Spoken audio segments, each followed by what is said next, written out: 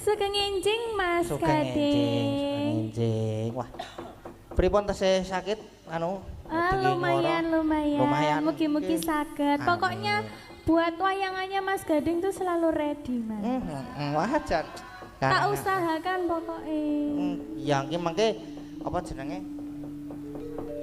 Aku ora mangan apa ya mau ya? Apa Mas Gading? Lali ya wisan. Piye to? Lah sing dieling-eling apa? Kowe dong apa ta iki? Sing gayeng malah sing kono e. Ora apa-apa kowe kok. Srupot jenenge. Iya, mensupport. Nggih. Mensupport Mas Gading. Nggih. Setia tuhu dibawani. Bawanya duet napa saya sendiri? Kula nek duet dereng saged soalé. Ning alon-alon mawon nggih. Iya, Mas Gading. Ale mungkin ndak tambah lara alon-alon. Lara ya diobati Mas Gading. Nggih, mengko kula padoske obat. Kula ngertos bakule teng pundi ngertos kula. Langsung bawa nggih, Mas? Nggih, langsung bawa. Nggih napa mosok lagune sik terus bawa.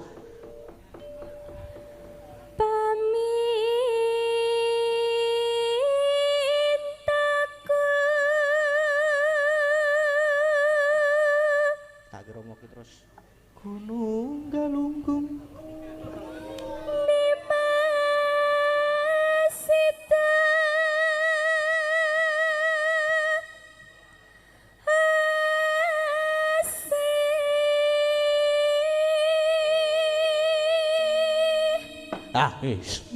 sapa iki?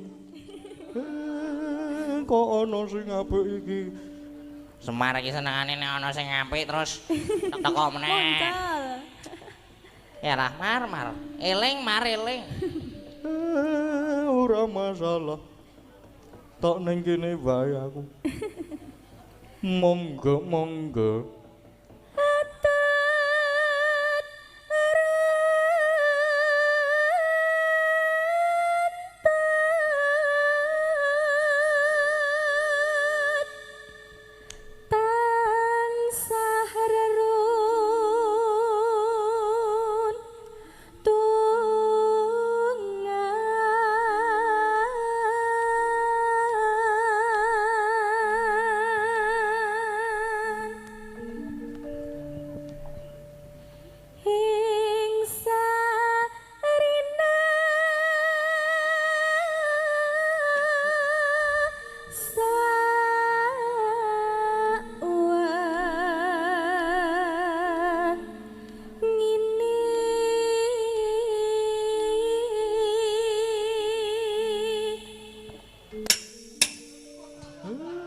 Kuwi cakepane dirungokke.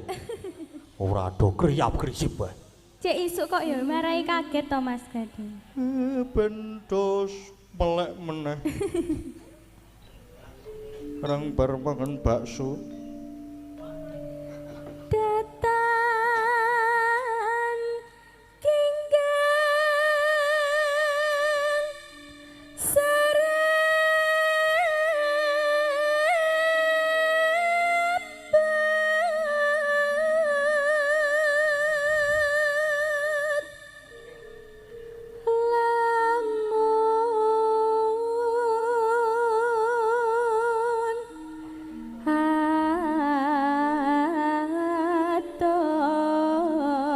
Caket ing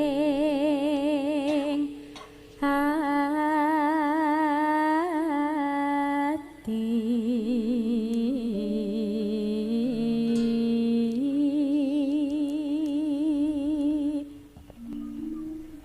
yen cedak tansah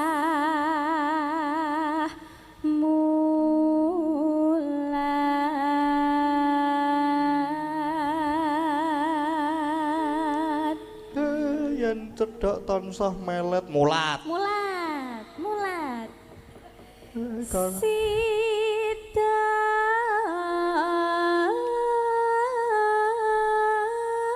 asih tuhu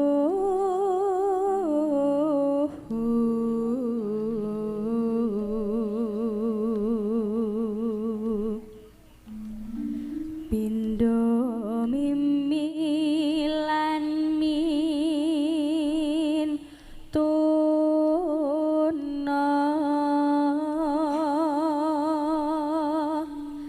ayo barani mas hana tepi wajib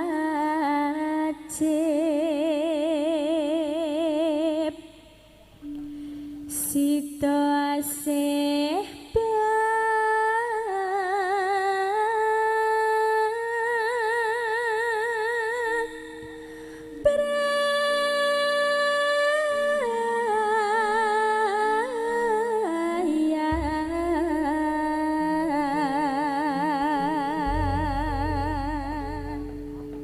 penake Raja Mak. Liar. Langgame Mas Gading. Nggih. Nggih. Saya enjing saya gayeng loh Mas. Wah, gayang mawon. Gayang dhewe. Aku kang setya satu witi nganti saiki bebasan batang kapapak bersumunar andika pangayomanku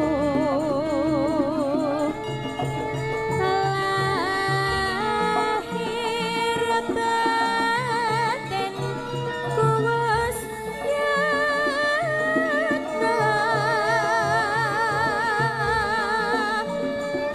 mongsa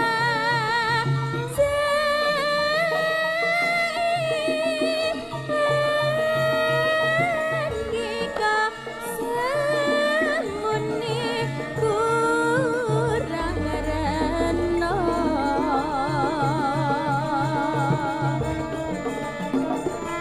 tondo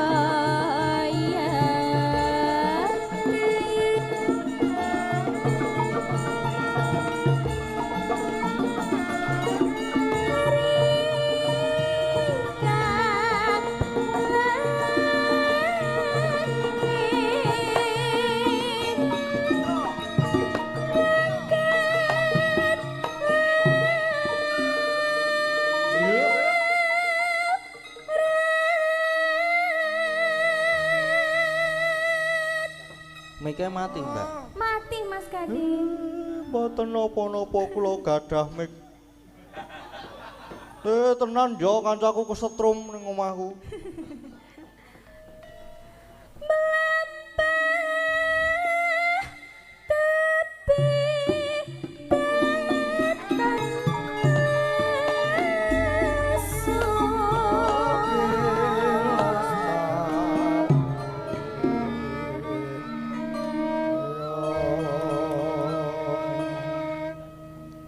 Mugianto berkahe witi andika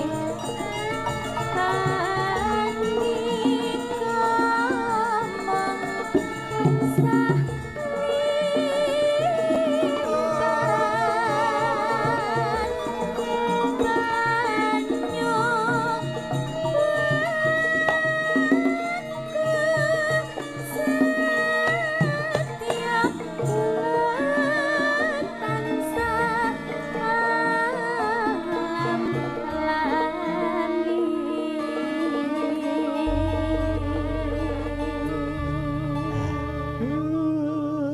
Tak rono meneh. Wis rampung. Sudah Mas Gading. Nggih matur sembah nuwun. Nggih. Jan kepenak temenanan. Lah iya no. Jam pira iki, Truk? Jam 2 lagian. Wis aman. Kira-kira gara-gara iki le rampung jam tengah 4. Wayangan bubar bar adzan subuh. Le bubar wayangane kok ora le rampung gara-gara tak ketak lho kowe. Sopo reng? Kancaku biasa to. Aku nek karo kancaku kan kejem-kejem aku. Iya ora apa-apa. Teruske. Heeh. Aku mau niru bapakku kok aku kok. Nek karo kanca-kancane kejeme ra jaman nek nang omah kae. Ning betane nek kae lomo. Aku lomo ora. Weh lah padha iki kepiye dhewe ngerti dhewe. Tekon sing ngedramke nek ora percaya. Ngopo karo sing ngedram? Somai barang tak tukoke batagor padhake. Aku barang. Iya. Kok muni tisu basah barang aku mbasahi. Cengele ora apa-apa kok. Ratos-atos lho reng. Ora apa-apa. Aku besti kok nek karo kae kok. Ket wingi wis Setyakine arep digawa ramen, Setyakine arep digawa ramen. Aku yo muni ora ndedet ngono ta. Tak kira ki yo aku muni ra ndedet ngono ki ora apa-apa iki gawanen sik engko gampang. Tak kira ki ngono kuwi. Jebul kok oh ya sesuk wae ya. Ya ora apa-apa. Pahit. Ya ora masalah. Ora masalah. Mengko treke 5 ning nggon aku mengko. Tak bayari 1. Kon bayari 5 ya bongko tenan aku langsungan. Heeh. Isih ana apa mau truk keri dhewe? Putra Nuswantara kang garing. Putra Nuswantara. Penake kepiye iki? Sing nyekar sapa sing nembak sapa? Manut aku. Lah ki mau kowe saku lho, Truk. Masa aku meneh? Gentenan kowe saiki. Apa ya arep apa ya? Sapa ya kok apa? Sapa ya? Aku ki sing baris-baris paling pojok-pojok kono kae. Sing pinuk banget ketoke iki nek dirungokke iki jan jos. Sesapa ta, Truk? Oh alah. Leluhur. Apa reng? Leluhur. Ya ora ngono kuwi ora sia-sia nek karo kae iki. Kae iki jimat. Kae iki apa jenenge? Pusaka padake. Artefak lho kuwi. Artefak iki saya tuwa meneh. Kuwi wis memasuki situs kuwi mong. Wis Truk, gek ndang Truk, gek kon nyekel mic kae iki. Kula nuwun Simbah. Nggih. Lho iki Nak Mas. lagi halus iki Kang Gareng. Heeh, lagi halus. Sekali-kali halus. Pripun kabare? Nggih, alhamdulillah sae. Nggih. Niki hawane rada adem. Rada adem. Nggih, butuh Nggih. kehangatan jane. Napa ajeng kula obong mawon? Maksude kemul. Oh, lah, Rek. Mboten gawa. Nek butuh kehangatan ki tak sumete. Ya arep slomot nganggo udut apa piye? Aja langsung rek wae gek disumet. Didhawuhi napa niki? Didhawuhi supados ngobong menyan, Nggih. Apa? Ngobong menyan. Apa? Masrahke sajen, jawabi sajen. Kita anteni le atos durung metu atose. Sing di kangen iki nggon atose. Wis ratos wis keyor. Ketoke atose iki nggo bengi reng. Engko ndak ra entuk kentekan bahan ndak nek kene ditokke. Ning omah engko ditokke lah kok mung cerak to. Awak dhewe reng sing kentekan bahan. Ya ora masalah. Kita pasrahkan dalang jajarku. Ya Putra Nuswantara.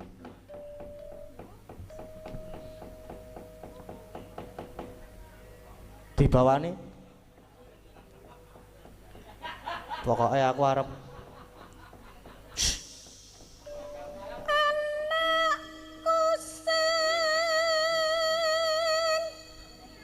anak kucing. Anak kusing. Oh lah anak kucing, aku rungune anak kucing.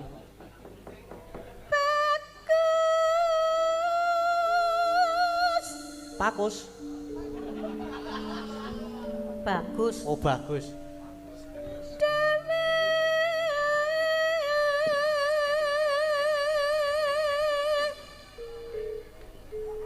Besok pintar sekolah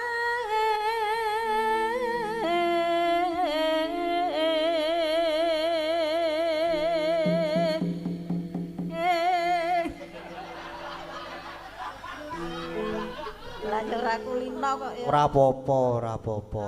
Nek ra wong tuwa ki harap maklum. Nggih, wong tuwa. Yen wis bisa nyambut gawe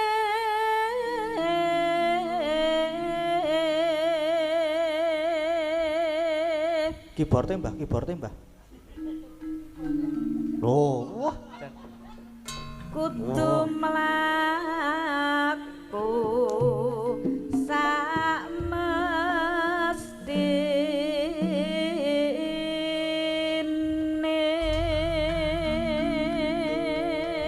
Wah.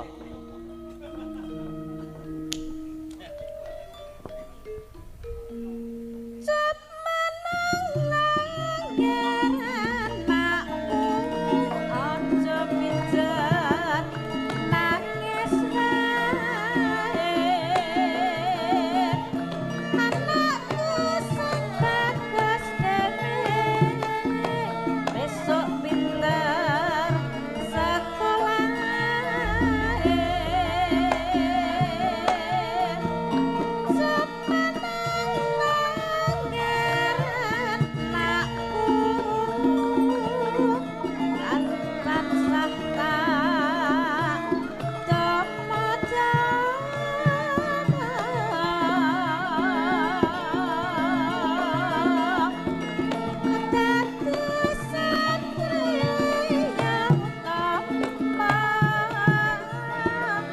Lampung harap Nusa bangsa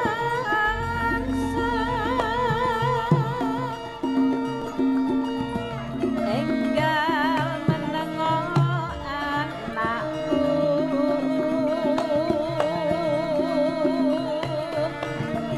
welas marang ibumu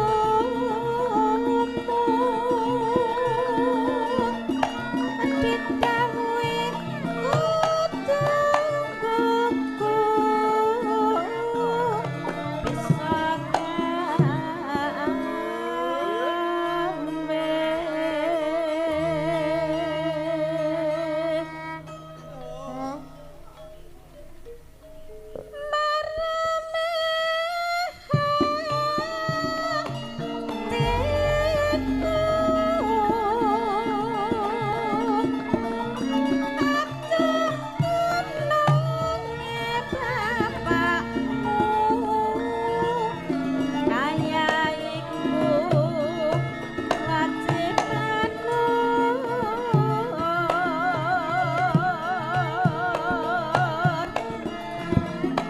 yen wis rampung mesti kontor Nuswantara atil makmur.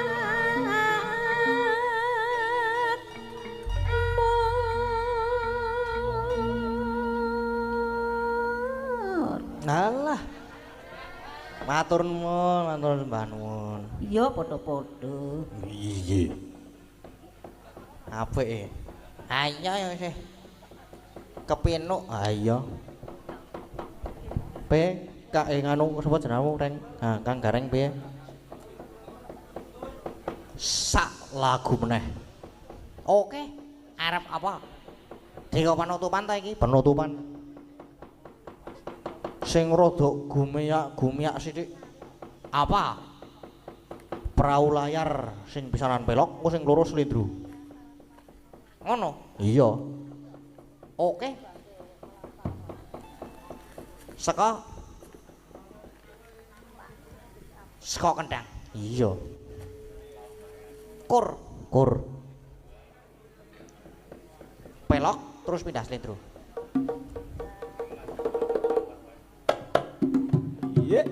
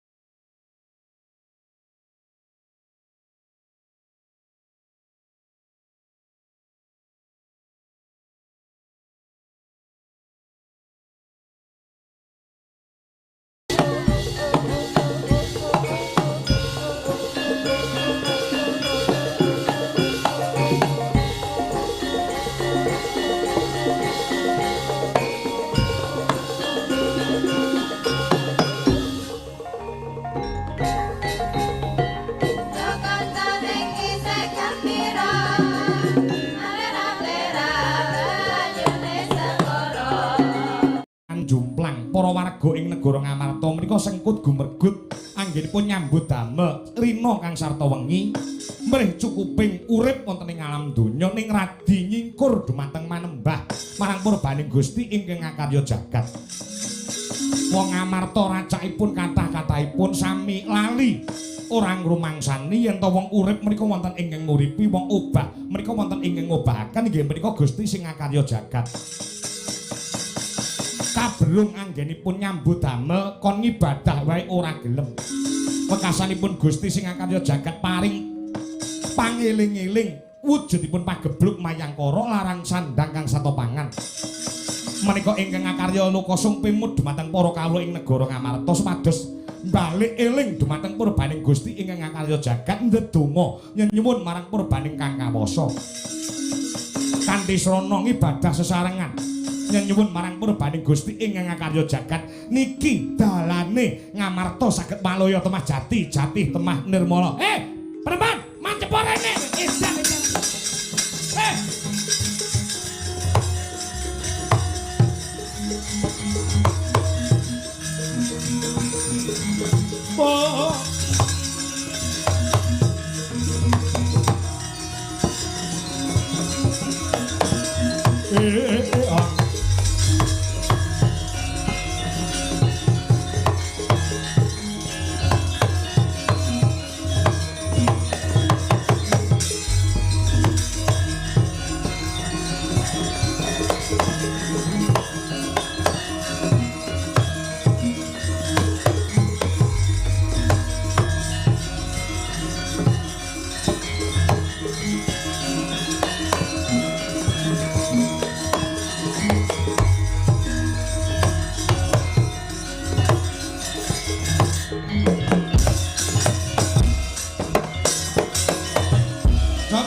Taplir kinetap sang Durna Dukaya sinipi jojobang mawinga sang Durna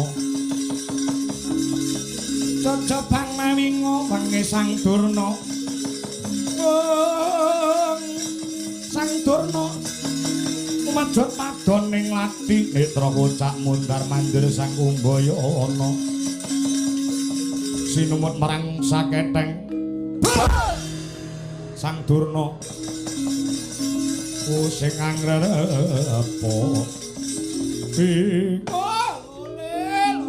lole somalola irung gajah jenenge Tlale tali saka wesi jenenge Rante wong wedok metu bengi lole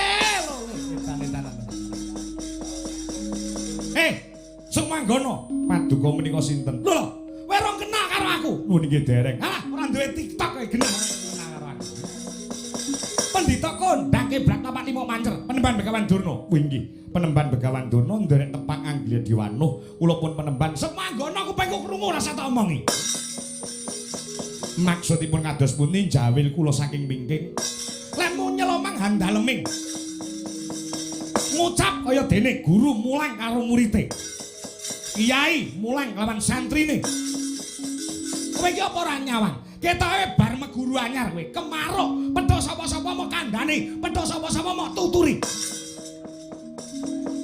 kersanipun kados pundi lek mu ngomong nang anggaran Prabu Puntadewa kandha yen to sing marake negara Ngamarta kenaman pagebluk Mayakara kuwi awit saka welaking Gusti sing kaya jagat mbel gedes lho kersanipun kados pundi Gusti sing kaya jagat ki sapa lho napa Paduka Sang Penemban Begawan Durna mboten percaya kelawan Gusti ingkang kaya jagat ora percaya dasaripun ora percaya kelawan Gusti sing kaya jagat urung tau ketemu urung tau kepethuk urung tau jagongan urung tau ngopi bareng urung tau pedhok kon percaya kok ngendi sik kalih sing gawe urip menika mboten percaya urung dasare urung tau ketemu yen pancen Paduka dereng pitados kawontenane Gusti sing kaya jagat sampean mboten percaya karo Gusti Allah ora percaya dasare ora tau ketemu kula tak takon sampean semerep lintang ngerti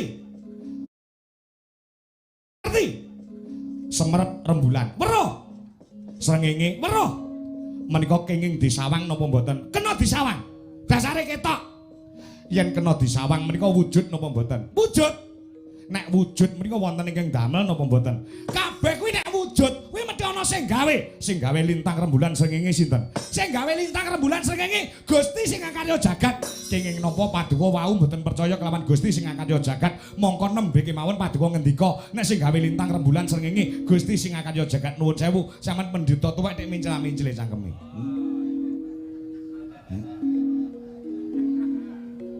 Kakang Durna aku tak melu omong ya Kang apa nuwun sewu wedange ndang diombe ya gek mulih ya kadar wis dilunasi ya lah tenang sekuni tenang piye